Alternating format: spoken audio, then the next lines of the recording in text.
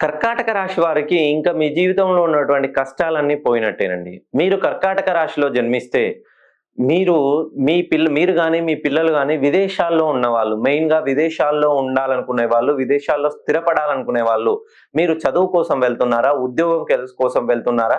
మెయిన్‌గా కర్కాటక రాశిలో పుట్టిన వాళ్ళు విదేశాలకు వెళ్ళాలనే ఆలోచన చేసుకున్న వాళ్ళు ఒకసారి మీ పేరులో సంఖ్యాబలాన్ని సరిచేయండి. ఎందుకనంటే మనము ఉదాహరణకి ఏదైనా ప్రయాణానికి వెళ్తే ట్రైన్ జర్నీ గాని, ఫ్లైట్ జర్నీ గాని, బస్ జర్నీ గాని పలానా టైంకి, పలానా బస్‌కి, పలానా ప్లేస్ అని పర్టిక్యులర్‌గా అన్ని సెట్ చేసుకున్న తర్వాతే మన ఇంట్లో ప్రయాణానికి సిద్ధమవుతాం.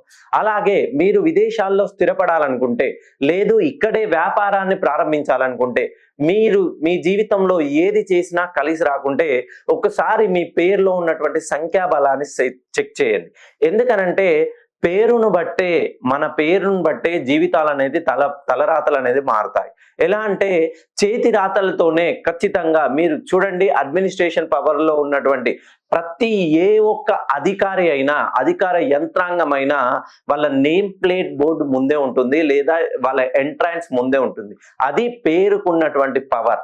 ఎవరైతే కర్కాటక రాశిలో జన్మించారో మీ పేరులో ఉన్న పవర్‌ని మీరు తెలుసుకోవాలంటే ఒకసారి నన్ను పర్సనల్‌గా ఫోన్ కాల్‌లో సంప్రదించే ప్రయత్నం చేయండి.